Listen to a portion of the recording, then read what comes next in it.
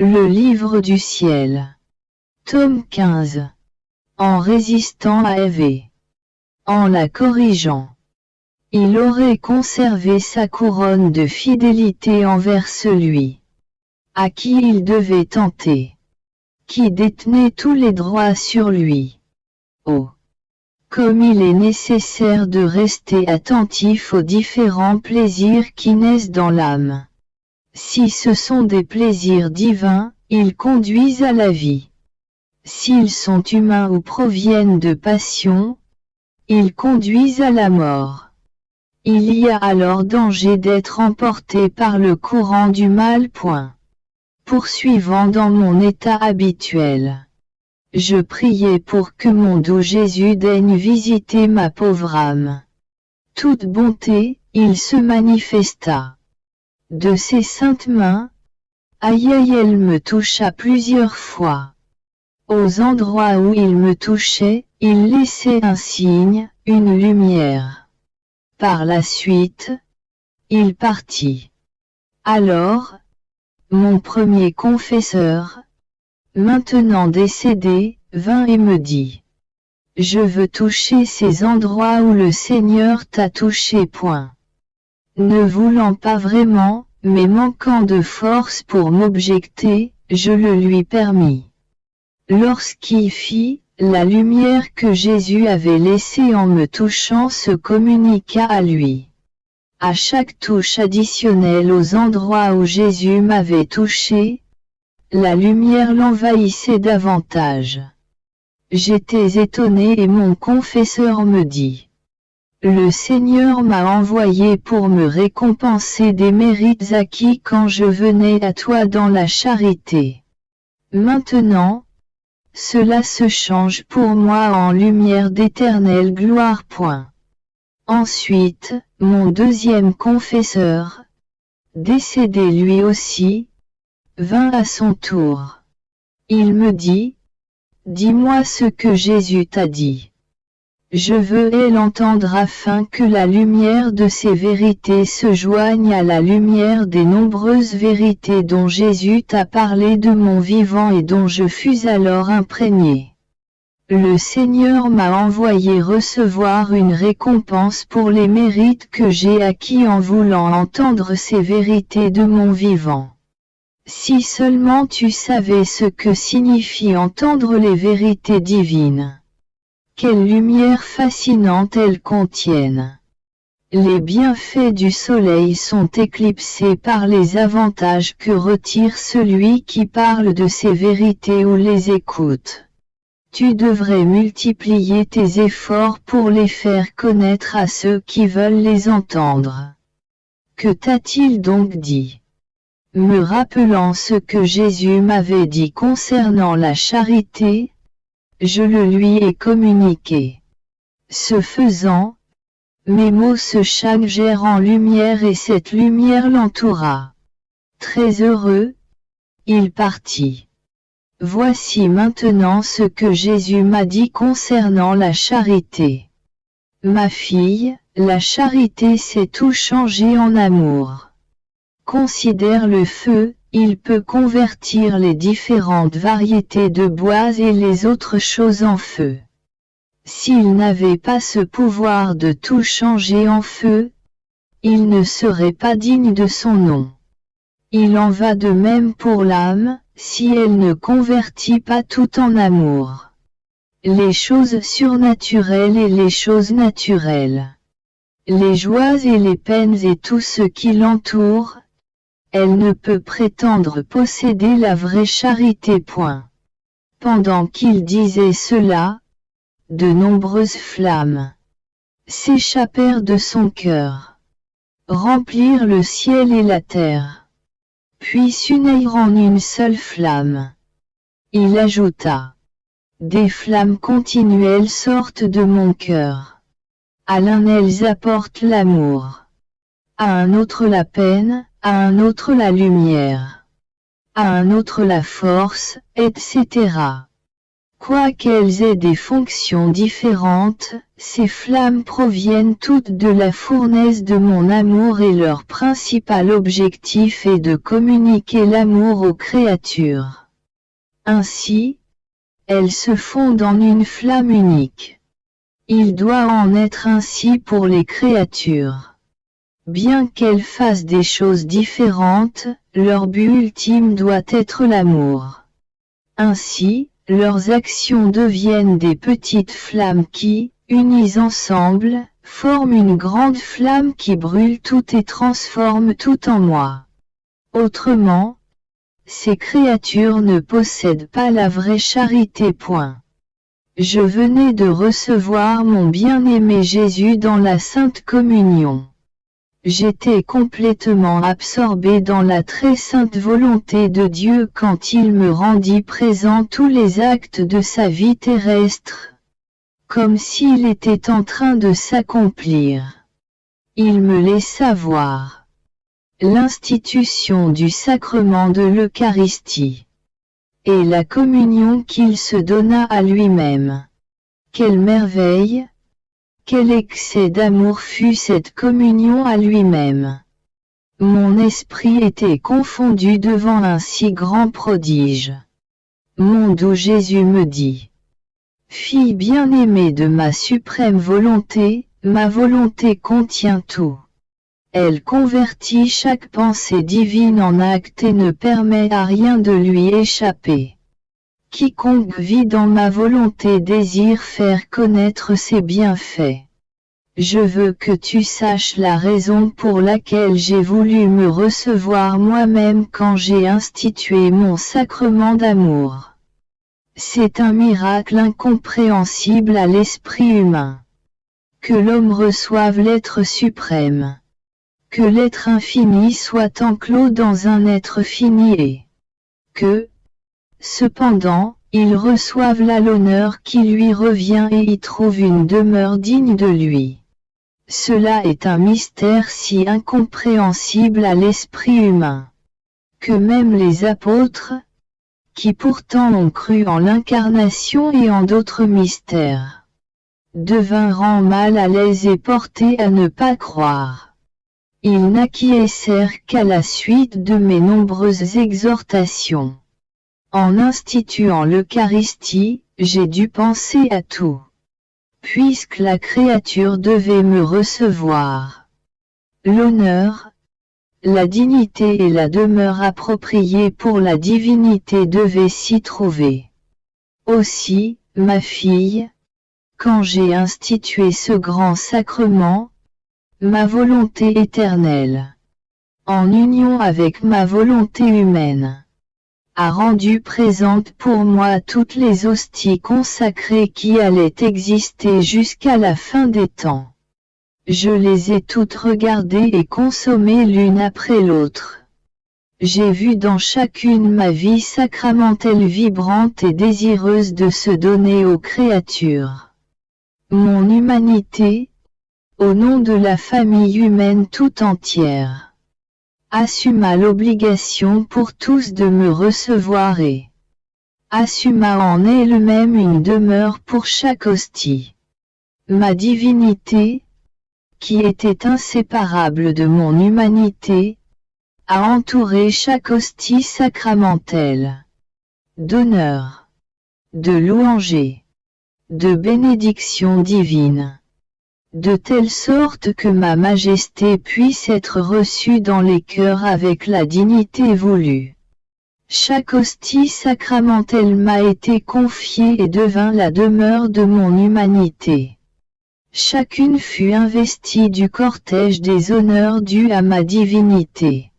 Autrement, comment aurais-je pu descendre dans la créature ? Ce fut seulement en me recevant moi-même de cette manière que j'ai sauvegardé ma dignité et les honneurs qui me sont dus, que j'ai aménagé une demeure digne de ma personne. Cela m'a permis de tolérer les sacrilèges, l'indifférence, l'irrévérence et l'ingratitude des créatures. Si je ne m'étais pas ainsi reçu, je n'aurais pu descendre chez les créatures. Elles n'auraient pas eu la manière ni les moyens de me recevoir. Voilà ma façon de faire pour chacune de mes œuvres. Je réalise l'acte une fois en lui donnant vie pour toutes les autres fois où il sera répété. Toutes les répétitions sont unies au premier acte comme s'il s'agissait d'un seul acte. C'est de cette manière que l'omnipotence de ma volonté m'a fait embrasser tous les siècles.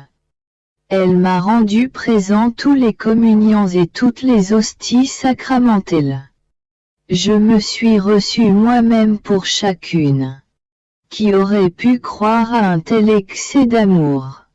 Avant de descendre dans le cœur des créatures, je me suis reçu moi-même afin de sauvegarder mes droits divins et de pouvoir présenter ma personne aux créatures.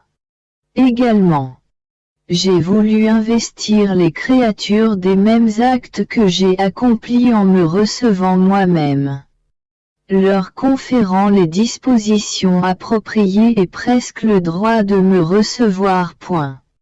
En entendant ces paroles de Jésus, j'étais très étonné et au bord du doute. Jésus ajouta: « Pourquoi doutes-tu? N'est-ce pas là le travail d'un Dieu? Cet acte, quoiqu'il fût un acte unique, n'a-t-il pas entraîné tous les autres?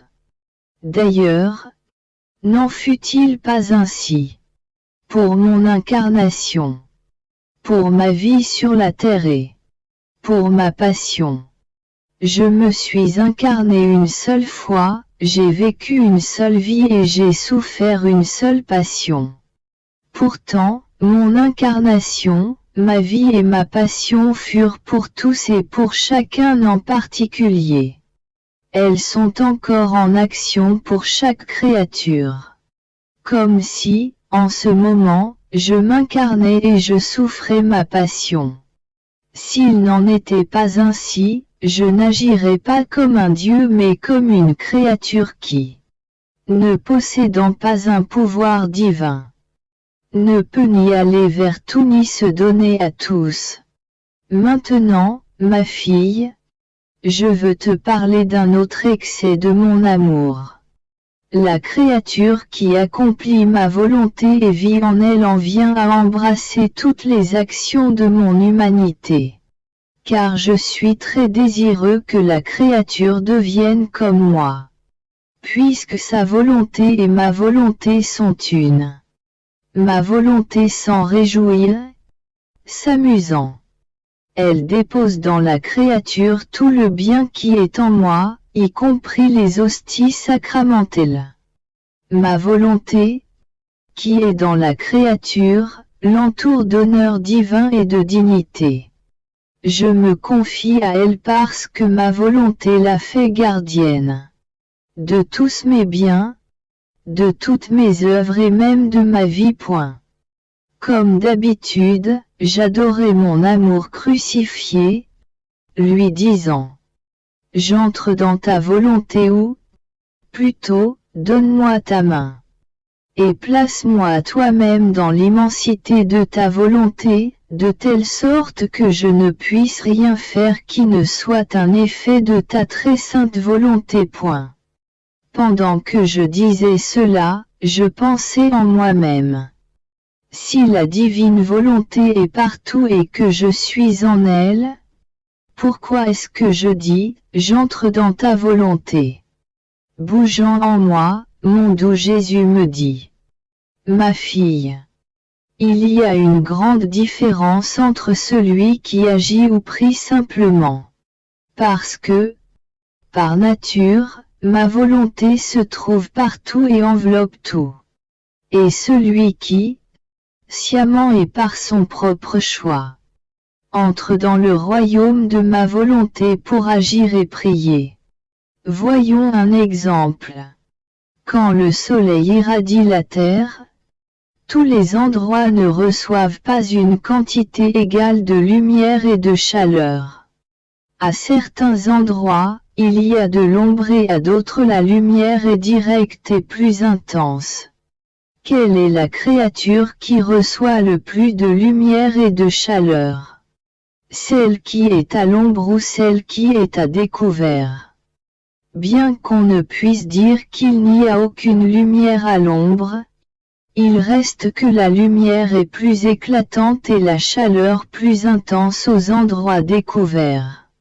En effet, les rayons du soleil inondent ces endroits et les absorbent.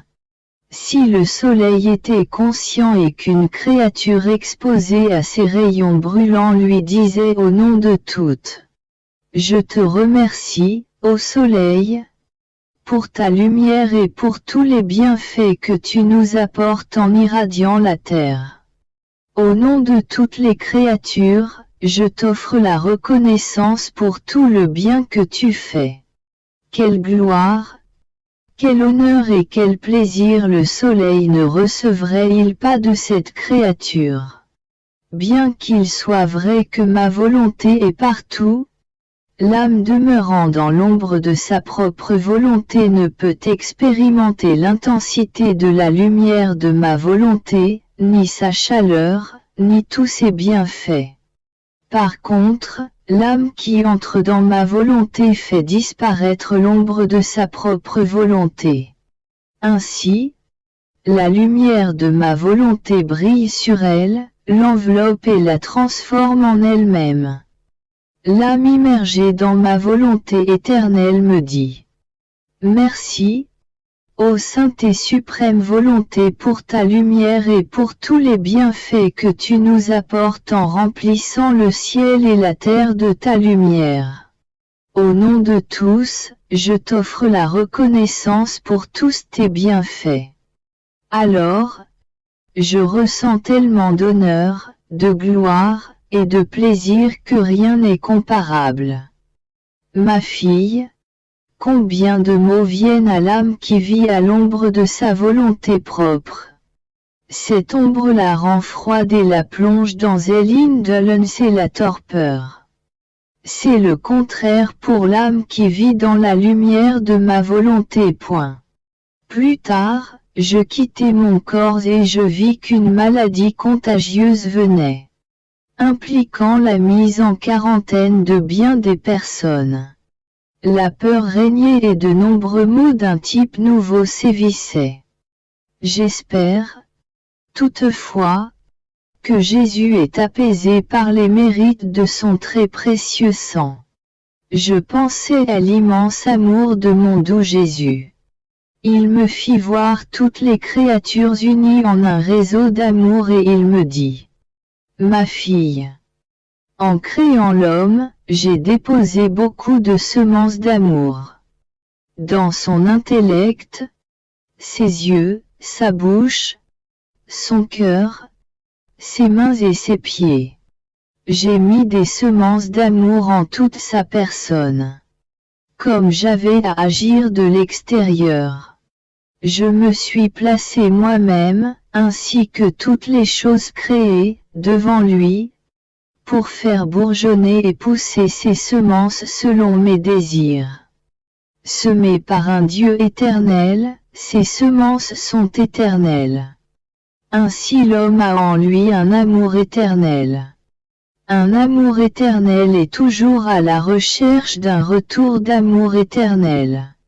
J'ai voulu être à l'intérieur de l'homme comme une semence et en dehors de lui en tant qu'ouvrier, afin de faire pousser en lui l'arbre de mon amour éternel. Quel bénéfice l'homme retirerait-il d'avoir des yeux pour voir, s'il ne disposait pas d'une source externe de lumière permettant à ses yeux de voir? Il en est de même pour l'esprit. S'il n'a pas les mots pour exprimer sa pensée, son intellect est sans fruit. Et ainsi de suite. J'aime tant l'homme que non seulement j'ai déposé en lui la semence de mon amour éternel, mais je l'ai soumis aux vagues externes de ce même amour éternel répandu dans toute la création. Ainsi, en brillant dans ses yeux, le soleil lui apporte des vagues de mon amour éternel. S'il prend de l'eau pour étancher sa soif ou de la nourriture pour satisfaire sa faim, ces denrées lui apportent des vagues de mon amour éternel. En lui fournissant un appui pour ses pieds, la terre ferme lui apporte des vagues de mon amour éternel. Il en va de même pour la fleur qui lui donne son parfum ou le feu qui lui donne sa chaleur.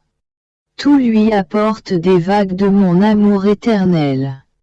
Je travaille à l'intérieur et à l'extérieur de l'âme pour tout mettre en ordre, tout confirmer et tout sceller.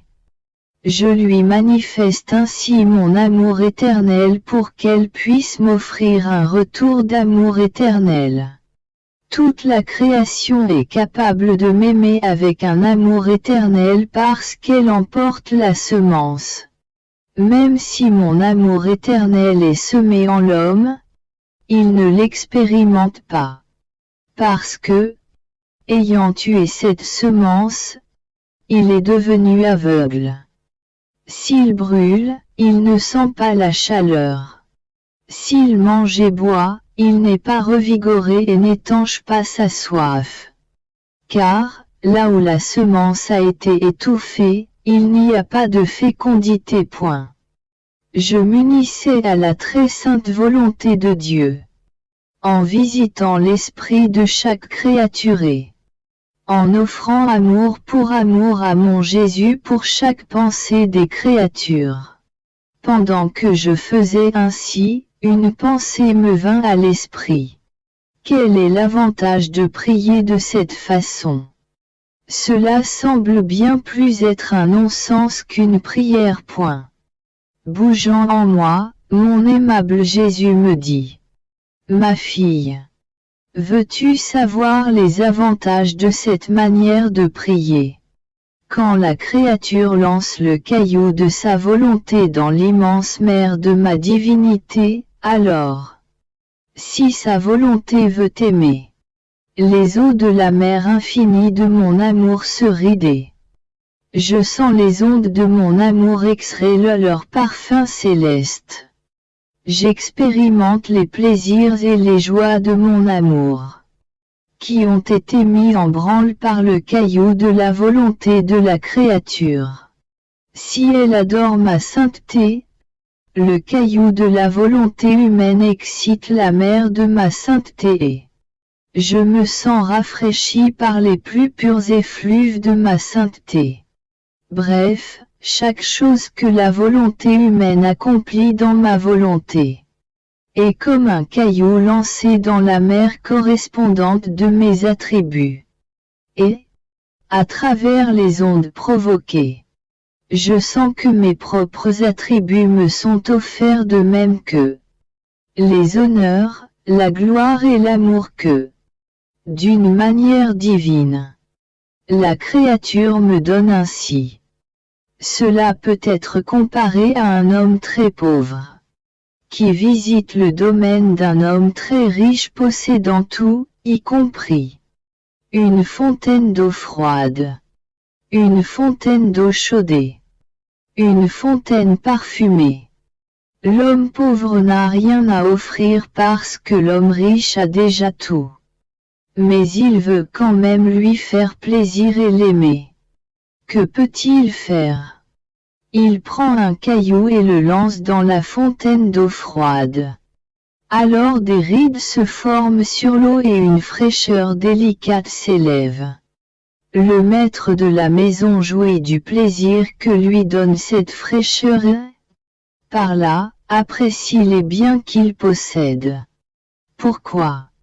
Parce que l'homme pauvre a eu la pensée d'agiter l'eau et que l'eau que l'on agite peut mieux laisser échapper sa fraîcheur, sa chaleur ou son parfum. Voilà ce que signifie entrer dans ma volonté. Mouvoir mon être et me dire: je vois comme tu es bon, aimable, saint, immense et puissant. Tu es tout et je veux tout agiter en toi pour t'aimer et te plaire. Est-ce que cela te semble peu de choses? Sur ces mots, il se retira en mon intérieur. Je pensais. Comme Jésus est bon. Il semble qu'il aime vraiment se communiquer à la créature et qu'il prend un grand plaisir à révéler ses vérités. Quand il révèle l'une d'elles, elle agit comme un stimulant qui l'amène, par une force presque irrésistible, à en révéler d'autres. Quelle merveille! Quel amour! De nouveau, Jésus sortit de moi. Approchant son visage du mien, il ajouta. Ma fille, tu ne sais pas ce que signifie pour moi révéler mes vérités.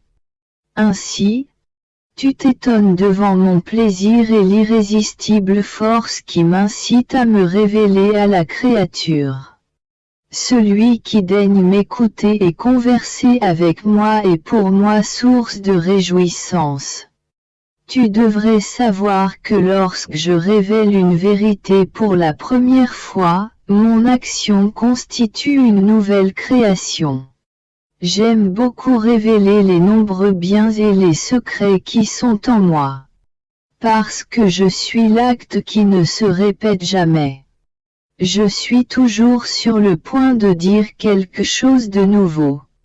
Je suis toujours nouveau en amour, en beauté, en bonheur, en harmonie. Ainsi, je ne fatigue personne. Je tends sans cesse à donner et à dire de nouvelles choses. La force irrésistible qui me pousse à me révéler est mon amour éternel. J'ai mis en branle la création dans un débordement d'amour. Tout ce qui peut être vu dans l'univers était en moi. L'amour a fait sortir de moi un reflet de ma lumière et j'ai créé le soleil. Il a fait sortir de moi un reflet de mon immensité et de mon harmonie. Et j'ai déployé les cieux, les harmonisant avec une multitude d'étoiles et de corps célestes. Ces choses et les autres que j'ai créées ne sont rien d'autre que des reflets de mes attributs qui sont sortis de moi. Ainsi, mon amour trouva son écoulement. Et je pris grand plaisir à voir tout ce qui était en moi dispersé en petites particules, planant sur toute la création. Cependant, quelle n'est pas ma joie quand je révèle mes vérités qui sont, non pas des reflets de mes attributs, mais la substance même des biens, qui se trouvent en moi, qui parlent de moi avec éloquence, pas silencieusement comme le font les choses créées. Et puisque ma parole est créatrice, quelle n'est pas ma joie, quand je vois les vérités que je révèle former une nouvelle création dans les âmes. Même si, d'un seul fiat, j'ai créé autant de choses. Ainsi, en révélant mes vérités, ce n'est pas seulement un fiat que je prononce, mais des vérités que je fais connaître. Imagine mon plaisir quand je révèle mes vérités aux âmes. Non pas silencieusement, mais d'une voix retentissante. En révélant mes vérités, mon amour trouve son épanchement et célèbre. Et j'aime extrêmement ceux qui daignent m'écouter. J'accompagnai mon doux Jésus dans les heures de sa passion, spécialement quand il fut accusé par les Juifs devant Pilate. Celui-ci, non satisfait des accusations portées contre Jésus, l'interrogea afin de trouver des raisons suffisantes pour le condamner ou pour le libérer. Me parlant dans mon intérieur, Jésus dit: Ma fille, tout dans ma vie fut un profond mystère et un enseignement sublime, sur lequel l'homme doit réfléchir afin de m'imiter. Les Juifs étaient si remplis d'orgueil et si habiles à feindre la sainteté et à se donner l'allure d'hommes intègres et consciencieux, qu'ils croyaient que le simple fait de me faire comparaître devant Pilate, en mentionnant qu'il me trouvait passible de mort, celui-ci les écouterait, sans plus, me condamnerait. Il comptait en particulier sur le fait que Pilate était un non-juif ne connaissant pas Dieu. Mais Dieu en avait décidé autrement afin de mettre en garde les autorités et de leur apprendre que, malgré l'intégrité et la sainteté apparente des accusateurs d'un présumé criminel, ils ne doivent pas croire trop facilement ces accusateurs. Mais ils doivent savoir les questionner beaucoup afin d'être en mesure de juger si, derrière l'apparence de bonnes intentions, il y a la vérité ou plutôt la jalousie, la rancure et la convoitise de quelque avantage ou honneur. Un examen minutieux révèle les personnes, peut les confondre et peut montrer qu'elles ne sont pas dignes de confiance. Se voyant mises en doute, elles peuvent alors abandonner l'idée de tirer des avantages à accuser les autres. De quel mal les supérieurs ne peuvent-ils pas se rendre coupables lorsqu'ils accordent du crédit à la bonté feinte plutôt qu'à la vertu éprouvée? Les Juifs furent très humiliés de ne pas être crus facilement par Pilate et d'avoir à répondre à beaucoup des questions. Ils furent d'autant plus humiliés qu'ils ont pu constater qu'il y avait plus de rectitude et de conscience chez ce juge non-juif que chez eux-mêmes. D'ailleurs, si Pilate m'a condamné, ce n'est pas parce qu'il les a crus, mais parce qu'il n'avait pas d'autre choix pour ne pas perdre son poste. On doit savoir scruter les intentions. Cela amène de l'éclairage propre à calmer les bons et à confondre les malicieux. Désirant en savoir plus, Pilate me dit: « Tu es donc roi. Où est ton royaume ?» J'ai voulu lui donner une autre leçon sublime en disant: « Oui, je suis roi. » Par cette réponse, j'ai voulu lui dire: « Sais-tu ce qu'est mon royaume ? Ce sont mes souffrances, mon sang et mes vertus. Mon royaume n'est pas en dehors de moi, mais en moi. Ce que l'on possède en dehors de soi ne peut être ni un vrai royaume ni un véritable empire. Parce que ce qui est à l'extérieur de l'homme peut être perdu ou usurpé et il sera forcé de le laisser. Tandis que ce qui est à l'intérieur de l'homme ne peut être enlevé. Sa possession est éternelle. Les caractéristiques de mon royaume sont les blessures, la couronne d'épines et la croix. Je ne me comporte pas comme les autres rois, qui gardant leurs sujets séparés d'eux, sans sécurité et même sans alimentation. J'appelle mes gens à vivre dans mes plaies, fortifiés par mes souffrances, désaltérés par mon sang et nourris de ma chair. C'est cela régner véritablement. Toutes les autres royautés sont des royautés d'esclavage, de dangers et de mort. Dans mon royaume, il y a une vie véritable.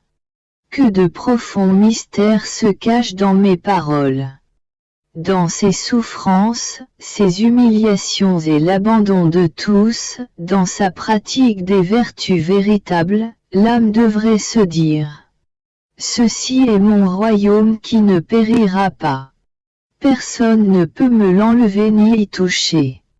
Il est éternel et divin, semblable à celui de mon doux Jésus. Mes souffrances le fortifient. Personne ne peut me combattre à cause de la forteresse dans laquelle je me trouve. Il s'agit là d'un royaume de paix auquel tous mes fils devraient aspirer. Je priais et m'abandonnais complètement dans les bras de mon doux Jésus quand la pensée suivante me vint: je suis la seule à subir le martyre d'importuner les autres et d'être un poids pour mes confesseurs en les fatiguant avec mes affaires et mes relations avec Jésus, tandis que les autres sont libres. Quand ils entrent dans un état de souffrance, ils se libèrent. Pourtant, combien de fois j'ai prié Jésus pour qu'il me libère, mais en vain point. Pendant que j'entretenais ces pensées et bien d'autres, mon bien-aimé Jésus vint, toute bonté et tout amour. S'approchant tout près de moi, il me dit: Ma fille, plus grande est l'œuvre que je veux accomplir. Plus il est nécessaire que la créature choisie soit traitée exceptionnellement. L'œuvre de la rédemption a été la plus grande. J'ai choisi comme intermédiaire une créaturée. Je l'ai comblée de tous les dons comme jamais auparavant, afin qu'elle puisse être ma mère et afin que je puisse déposer en elle toutes les grâces de la rédemption. À partir du moment de sa conception, jusqu'à celui de ma propre conception en elle, je l'ai tenue cachée dans la très sainte Trinité, qui l'a gardée et dirigée en tout. Quand j'ai été conçue dans son sein virginal, étant le véritable grand prêtre et le premier parmi les prêtres, j'ai assumé de la protéger et de la diriger en tout, même dans les battements de son cœur. À ma mort, je n'ai pas voulu la laisser sans l'assistance de l'un de mes prêtres, Jean, une âme privilégiée, remplie de grâce et unique à la fois devant Dieu et devant l'histoire. Est-ce que j'ai fait cela pour d'autres âmes? Non, car, ne possédant pas autant de dons et de grâces, personne d'autre ne méritait une telle protection et une telle assistance. Et toi, ma fille, tu es également particulière devant moi et devant l'histoire. Il n'y a pas eu d'autre créature avant toi et il n'y en aura pas après toi qui, par nécessité, ait été pourvu à ce point de l'assistance de mes ministres. Je t'ai choisi afin de déposer en toi les actes de ma volonté suprême. Il était approprié, en vertu de la sainteté de ma volonté, que certains de mes ministres t'accompagnent et soient dépositaires des grâces que comporte ma volonté, pour ensuite les communiquer au reste de l'Église. Il faut bien des précautions de ta part et de la part de ces ministres, en ce qui te concerne, comme une autre mère pour moi. Tu as à recevoir le grand don de ma volonté et tu as à en connaître tous les mérites. En ce qui concerne mes ministres, ils doivent recevoir ces choses de toi, afin que le fiat voluta tua sur la terre comme au ciel soit réalisé dans mon Église. Ah! Tu ne sais pas tout ce que j'ai dû te donner pour rendre possible le dépôt de ma volonté en toi. J'ai enlevé de toi le germe de la corruption. J'ai purifié ton âme et ta nature de manière à ce que tu ne ressentes rien envers eux et eux envers toi. Ne pas avoir ce germe est comparable à du bois sans feu. Bien que je ne t'ai pas exempté du péché originel comme je l'ai fait pour ma chère mère, j'ai fait en toi un miracle de grâce jamais accordé à aucun autre, en enlevant de toi le germe de la corruption. Il n'aurait pas été approprié que ma volonté 3 fois sainte descende dans une âme, en prenne possession et lui communique ses actes. Si cette âme avait été maculée par la moindre corruption, tout comme il n'aurait pas été convenable que moi, le Verbe du Père, je fusse conçu dans le sein de la Mère Céleste sans qu'elle ait été exemptée de la faute originelle. En conséquence, combien de grâces ne t'ai-je pas donné? Tu crois que ce n'est rien et ainsi tu ne t'y arrêtes aucunement. Au lieu de me remercier, tu t'inquiètes de la façon dont j'ai disposé de toi et de ce que j'ai placé autour de toi, alors que tout ce que je veux, c'est que tu suives ma volonté. Tu dois savoir que l'accomplissement de ma volonté est si important qu'il se range parmi les décrets les plus importants de la divinité. Je désire que ce décret soit connu pour qu'en connaissant la grandeur et les grâces immenses que comporte l'accomplissement de ma volonté, les âmes s'y attachent. Par 3 fois, la divinité a agi à extra. La première fois, lors de la création qui s'est accomplie sans le concours d'une créature, puisqu'aucune n'existait alors. La seconde, lors de la rédemption qui a demandé le concours d'une femme, ma Mère Céleste, la plus sainte et la plus belle de toutes les créatures. La troisième a trait à l'accomplissement de notre volonté sur la terre comme au ciel, afin que la créature vive et agisse dans la sainteté et le pouvoir de notre volonté. Cet accomplissement est inséparable de la création et de la rédemption au même titre que les 3 personnes de la Sainte Trinité sont inséparables. On peut dire que l'œuvre de la création ne sera terminée que lorsque, telle que décrétée par nous, notre volonté vivra dans la créature avec la même liberté, la même sainteté et le même pouvoir qu'en nous-mêmes.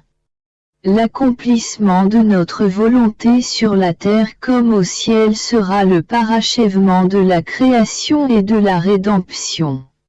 Il sera leur partie la plus resplendissante, leur point culminant et le sceau de leur total accomplissement. Pour réaliser ce décret, nous voulons utiliser une autre femme, toi-même. C'est sous l'insistance d'une femme que l'homme est tombé dans ses mésaventures. Et nous avons voulu faire appel à une femme, pour remettre les choses en place, pour tirer l'homme de ses déboires, pour rétablir sa dignité, son honneur et sa véritable ressemblance avec la divinité, telle que prévue à la création. Sois donc attentive et ne prends pas les choses à la légère. Il ne s'agit pas de n'importe quoi mais de décret divin et de l'achèvement des œuvres de la création et de la rédemption. Nous avons confié ma mère à Jean afin qu'elle déverse en lui, à travers lui, en l'Église, tous mes enseignements et tous les trésors de grâce qui m'ont été confiés et que j'ai assumés comme prêtre. J'ai déposé en elle, comme dans un sanctuaire, tous les préceptes et les doctrines dont l'Église allait avoir besoin. À son tour, fidèle et jalouse de mes actes et de mes paroles comme elle l'était, elle les a déposés dans mon fidèle disciple Jean. Ainsi ma mère détient la suprématie sur toute l'Église. J'ai procédé de la même manière avec toi. Comme l'Église entière doit participer au fiat voluta tua, je t'ai confié à l'un de mes ministres, afin que tu puisses déposer en lui tout ce que je t'ai révélé sur ma volonté, les grâces qui y sont attachées, la manière d'y entrer, le fait que le Père veut ouvrir une nouvelle ère de grâce, partageant ses possessions célestes avec les créatures, pour restaurer leur bonheur perdu. Donc, sois attentive et sois-moi fidèle. Me trouvant dans mon état habituel, mon bon Jésus vint avec un air affligé et semblait incapable de me laisser toute bonté. Il me dit: Ma fille, je suis venu te faire souffrir. Te souviens-tu que, lorsque j'ai voulu punir les hommes, tu t'es objecté, disant que tu voulais souffrir à leur place. Pour te satisfaire et par amour pour toi, j'ai consenti à ne donner que 5 punitions au lieu de 10. Actuellement, les nations veulent se battre et celles qui se croient les plus fortes s'arment jusqu'aux dents pour détruire les plus faibles. Ainsi, je suis venu te faire souffrir pour t'accorder, tel que promis, la diminution à 5 du nombre des punitions. Avec du feu et de l'eau, ma justice déploiera le pouvoir de ces éléments afin d'exterminer des cités et des peuples entiers. Des souffrances de ta part sont nécessaires pour que soient réduits ces châtiments. Pendant qu'il disait cela, il se retira en mon intérieur. Il semblait tenir plusieurs instruments et, quand il les remuait, j'éprouvais de telles souffrances que je ne sais pas comment j'ai pu survivre. Quand il vit que je gémissais et tremblais à cause de ces souffrances et avec l'air de celui qui a triomphé sur tout, il me dit: Tu es ma vie et je peux disposer de ma vie comme je l'entends. Et il continua de me faire souffrir. Que tout soit pour la gloire de Dieu, le bien de mon âme et le salut de tous. Par la suite, il ajouta: Ma fille, le monde entier est sens dessus-dessous. Tous espèrent des changements, la paix et de nouvelles choses. Ils se rassemblent pour discuter et sont surpris de ne pas savoir quoi conclure et de n'arriver à aucune décision sérieuse. Ainsi, aucune vraie paix ne survient et tout se résume à des paroles sans lendemain. Ils espèrent que d'autres conférences pourront apporter des décisions efficaces, mais en vain. Pendant ce temps, tous attendent dans la peur. Certains se préparent pour de nouvelles guerres et d'autres pour de nouvelles conquêtes. Mais les peuples s'appauvrissent. Au sein de cette période si triste, si sombre et si sanglante, ils attendent et espèrent une ère nouvelle dans laquelle la volonté de Dieu sera réalisée sur la terre comme au ciel. Tous, fatigués de la situation actuelle, espèrent cette ère nouvelle, mais sans savoir en quoi elle consistera vraiment. Au même titre que les gens n'étaient pas conscients de ma venue sur la terre lors de ma première venue, cette attente généralisée est un signe certain que l'heure est proche. Mais le signe le plus certain est que je révèle ce que je veux faire en me tournant vers une âme, comme je l'ai fait avec ma mère à l'époque. Je communique à cette âme ma volonté, les grâces et les effets qu'elle contient pour les faire connaître à toute l'humanité.